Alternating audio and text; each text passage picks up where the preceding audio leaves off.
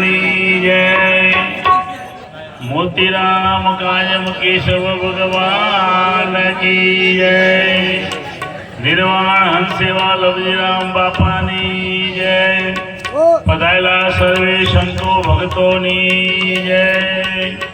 जगाबो मुनि जय। આજે અમારા પ્રિય એવા ભક્ત લવજીરામ બાપાની નિર્વાણ નિમિત્તે જે ભજન સત્સંગનો લાભ આપણને મળ્યો, ખરેખર સંત મહાપુરુષો કહે છે કે ભાગ વિના નર પાવત નાઈ, કરે કોટી ઉન્નર હજારા। એમની ઈચ્છા હતી પણ એના ભાગ્યમાં હતું એનું નામનો સત્સંગ થઈ ગયો। ખરેખર લવજી બાપા એક એવા પ્રેમી હતા કે જેમ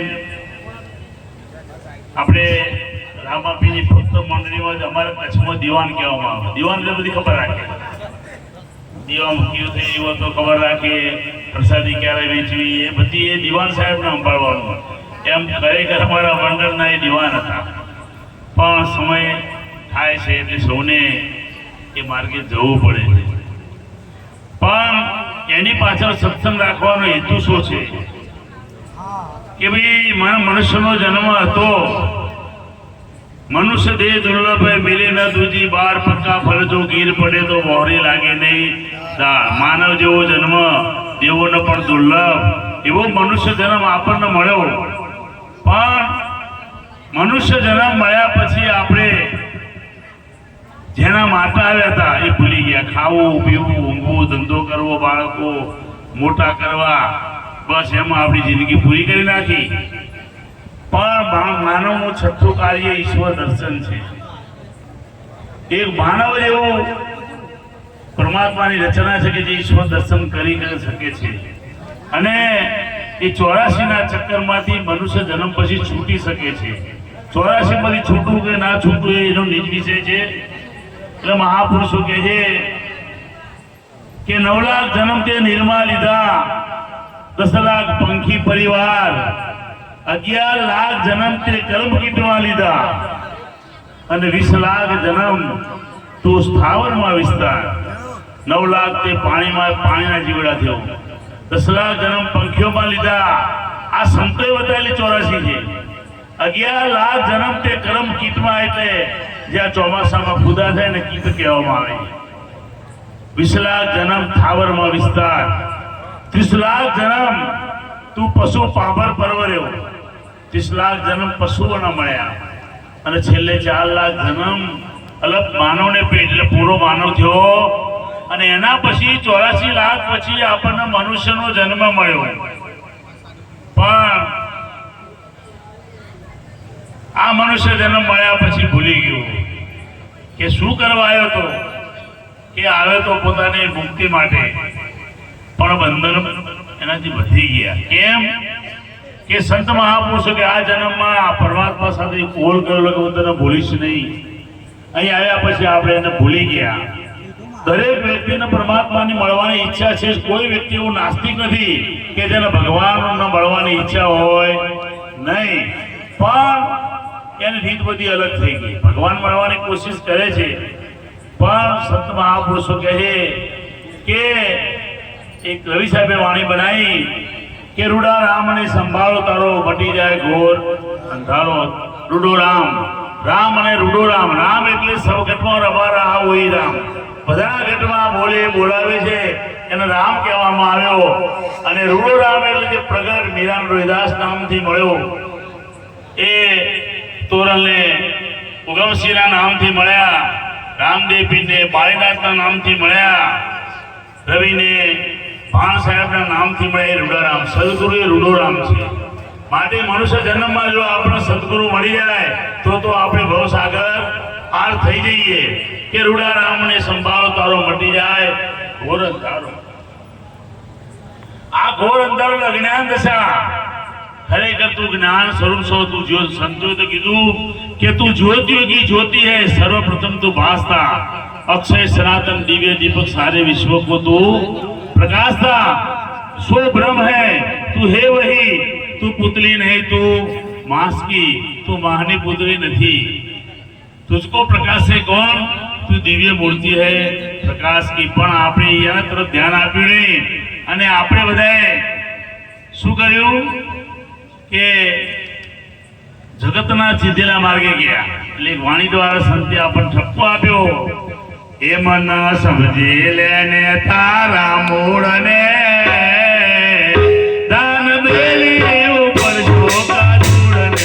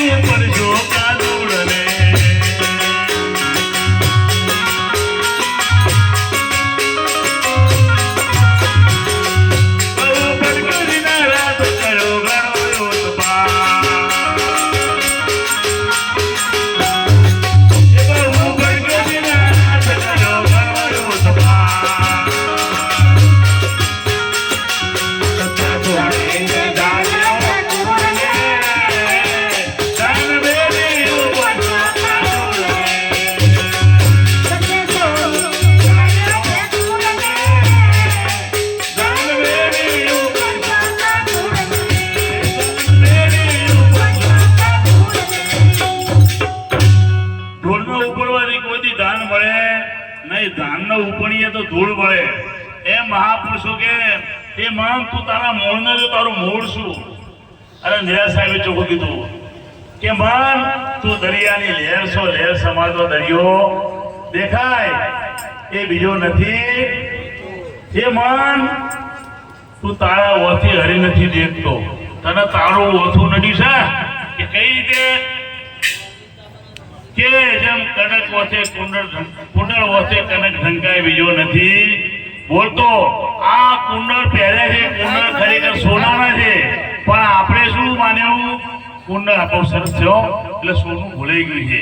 એમ સંતો કે છે બ્રહ્માથી આ જગત બન્યું, જગત એટલે શરીર, બ્રહ્મ ही જગત हुई બ્રહ્મ દૂર રહ્યો હે, બ્રહ્માથી આ શરીર બન્યા, જગત એટલે શરીર, એટલે આપણે બ્રહ્મ દશાને ભૂલી ગયા છે। કારણ કે જગતના માયાના વિચારોમાં આવી ગયા એટલે માયા કહેવાની। એટલે તો નિરાશ સ્વામીએ કીધું કે હમ છે બ્રહ્મ, બ્રહ્મ છે માયા અને માયા છે સકલ સંસાર। માયામાંથી બ્રહ્મમાંથી માયા બની, માયા એટલા શરીર બન્યા છે, પણ તું માયામાં આખો સંસાર રચાઈ દીધો, પણ બ્રહ્મ દિશા તરફ કોશિશ કરી નહીં। પછી તે શું કર્યું એ બહુ ભટક્યો, દિન રાત મથુરા ગયો, કાશી ગયો, હે તું જ્યાં જાય એનો સિદ્ધાંતો જુઓ, સંતોના સિદ્ધાંતો જુઓ। કારણ કે તમે દ્વારકા ગયા તો દ્વારકામાં કૃષ્ણ ભગવાને કીધું ને કે તું મારા દ્વારકામાં આવજે। એને એમ કીધું કે અર્જુન મનની સર્વે કામનાઓ છોડી આત્મામાં જજે। એ અર્જુન તારા પરમાત્માને મળવું, તારા આત્મામાંથી ઓળખાણ કરજે, પણ તું મારા દ્વારકા ધક્કો ખાતો નહીં, પણ આને ટેવ પડી। તો લોકો અયોધ્યા જવા મળ્યા, નવું મંદિર બન્યું એટલે, પણ રામચંદ્ર ભગવાને ના પાડે કે મારા અયોધ્યામાં તું ધક્કો ખાતો નહીં। કેમ કે પહેલી ભક્તિ કર સંતન સંગા। જો તારે પરમાત્માને મળવું હોય તો કોઈ સંતનો સંગ કરજે, પણ આ તો સંતના ભાડાના એટલા ડોળા મોટા મોટા કાઢે પાછા કાઢી નીકળે છો। એટલે ભાઈ એ સંતોમાંથી ભગવાન મળ્યા, કૃષ્ણ જેવાના ભંગી મળ્યા તો ગુરુ દામોદર અરે દુર્વાસા મુનિ ભંગી હતા સાહેબ। ગુરુનો મહિમા તમે જુઓ કે જ્યારે દુર્વાસા મુનિ દ્વારકા ગયા અને ગોમતીના કિનારે ઉભા રહ્યા અને કૃષ્ણ ભગવાનને કહેવરાયું કે ભાઈ તારા ગુરુ આવ્યા જો તારા દર્શન કરવા તો આવજે। જો આ ગુરુની સ્થિતિ તમે જુઓ તો કૃષ્ણ ભગવાન તાબડતોડ રથ જોડી 9 અને 7 પટરાણીઓ સાથે પહોંચી આવ્યા, સાષ્ટાંગ દંડ પ્રણામ કર્યા કે ભગવાન હરણ મારા ઝૂંપડે પગલા તો કરો કે વિષયમાં લઈ જાય કે રથનો તે રથ કોણ ખેંચે કે ઘોડા ખેંચે મારે આવું, જો તું ખેંચી લઈ જાય તો હું આવું। સાહેબ આ ઇતિહાસ ભારતનો કે ભારત એ સંતોનો દેશ સાહેબ, સમજ્યા? અને એ કૃષ્ણ રૂકમણી રથે જોડાણા, માય બેઠા દુર્વાસા, એ સદગુરુ હે સાચા, તમે દઢ કરો વિશ્વાસા, પણ આપણને વિશ્વાસ આવતો નથી એટલે આપણે જ્યાં ત્યાં પથરી પૂજવા ગયા। એટલે મહાપુરુષ કહે છે એ બહુ પૂજા પથરા પર કરે વાત ન જાણે।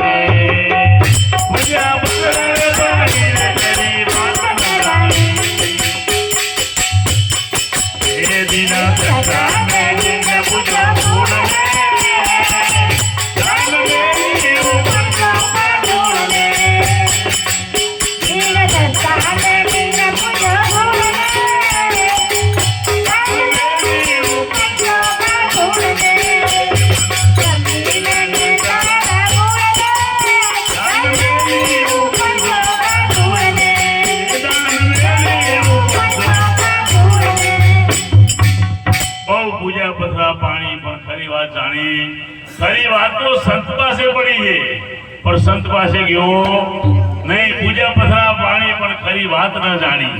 દીન દ્રષ્ટા જે જોઈ શકે એ એવા દીન દ્રષ્ટા પાસે તું ગયો. દીન દ્રષ્ટા એટલે સાહેબ સદગુરુ જેને પરમાત્માનું દર્શન કર્યું છે.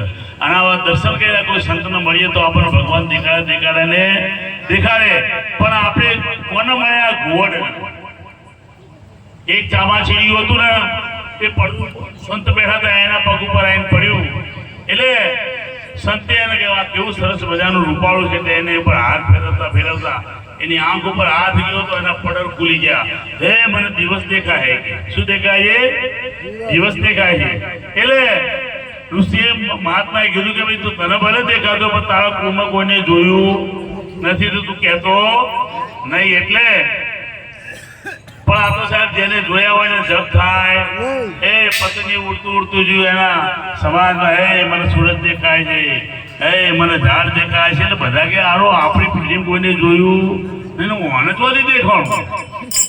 એટલે કોઈ કે આરો ખોટું છે એમ કહેતા વાત બધા ભેગા થાય અને છેવટે એની આંધળી ચાકણ કહેવાય છે જોઈ શકતી નથી એના વાગે ના દેખાય ફિલ્મ કોઈને જોયું એમ કરતા કરતા ઘોડ પાસે પહોંચી ગયા રજા પાસે કે આ છોકરો કહે છે કે મેં સૂરજ જોયો, ચંદ્ર દેખાય છે, ઝાડ દેખાય છે. એટલે આપણે ના દેખાડો આપણને બનાવે છે કે મારો બીજાને બે ચાર બધા મંડી પડ્યા સમજાય. એમાં ભગવાનના જ્ઞાનની વાતો કહેવાય એવી નહીં. કહેવા જાય તો આ બધા કોઈ મોને એમ નહીં. સંતો વાણી કહી ગયા તો સમજતા નહીં. એથી કહેતા તો શું દશા થાય? એટલે મહાપુરુષો કહે છે કે જાગો, આ મનુષ્ય જન્મ ઈશ્વર દર્શન માટે મળ્યો છે. બાકી તો ભગવાને કોઈ આપણે શરીર માગ્યું આપણે વાને મને મોણા બનાવીને બનાવી દીધો. આપણે કાંઈ માગ્યું નહીં છતાં એને બધું પુત્ર પરિવાર ઘર બાર બધું દીધું. આપણે કોઈ માગ્યું નથી. પણ આપણને પરમાત્મા ઉપર વિશ્વાસ આવતો નથી કારણ કે ભગવાન છે તારા ઘટમાં છે. तेरा साहेब तुझ में वसी जू तली में तेल ये ज्ञान की घाणी फिराएगी फिर देख ले उनका.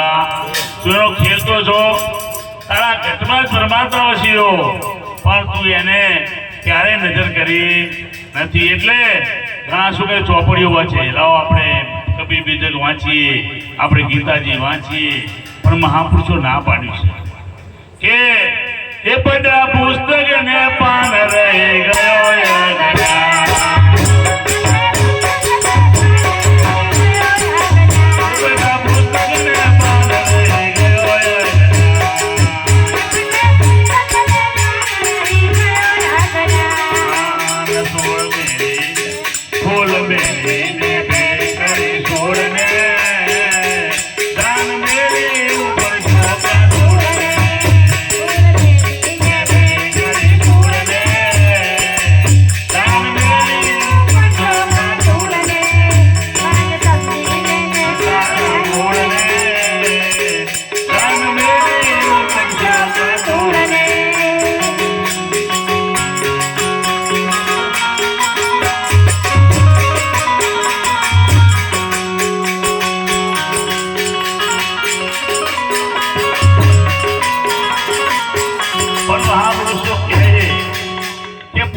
વાંચે ક્યારે સાચું પુસ્તક તો શરીર છે તમે એને વાંચો પણ કોઈ અહીં વાંચવાની કોશિશ કરી આ તો કોરા કાગળ છે.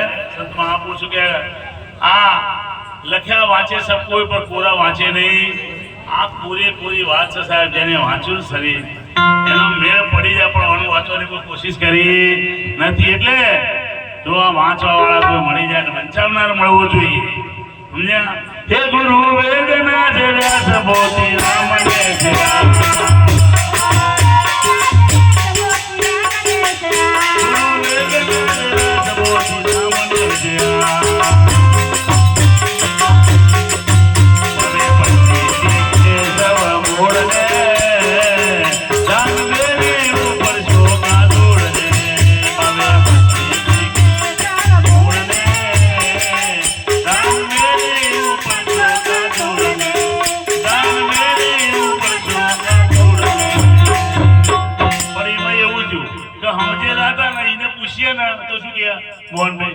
ગુરુ ફુરુ આવે નહીં આવું કહેનાર આજે મેં જોયા છે.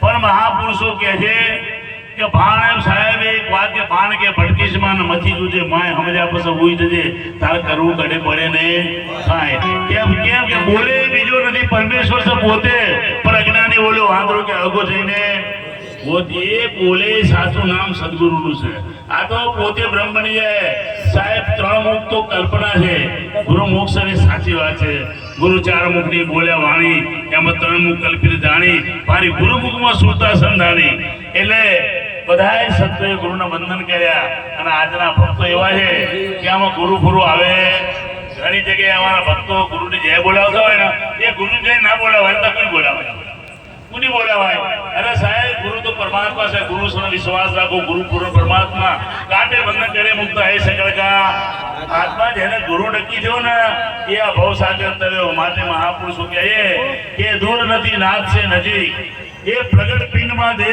પરમાત્મા જરાય દૂર નજીક જ છે તારા પ્રગટ પિંડમાં જો દૂર નથી નાથ છે નજીક પ્રગટ પિંડમાં બે કે દિલ સુધારી દીદાર તારો આપી હૃદયમાં દે તારો દિલ સુધાર તારા વિચારો મુખ જગતના અને સદગુરુના જ્ઞાનના વિચારો સ્વીકાર તો તારો મેળ પડી જાય પણ આપણે શું કરીએ કે લોકોના ભજનમાં કોઈ શું બોલ્યો પણ એ બોલવાના મુખ જોતા કયા મુખમાં બોલ્યા મહાપુરુષે જોતા નથી અને પછી શબ્દો શીખીને એનું જીવન કરે પછી સાહેબ એમ ન ચાલે માટે મહાપુરુષો કહે પરમાત્માની ભક્તિના એ તો આપણો નિજ વિષય છે જેને જેને પોતાના તમે દાસી જીવન જુઓ હે મજરો મારો માની લ્યો હું નો કર તારા નામની મજરો મારો માની લ્યો એ સદગુરુ ભીમ સાહેબ મારી ફરિયાદ સાંભળજે મારી અરજી સાંભળજે બીજા કોઈને અરજી આલી નથી માટે મહાપુરુષો કહે છે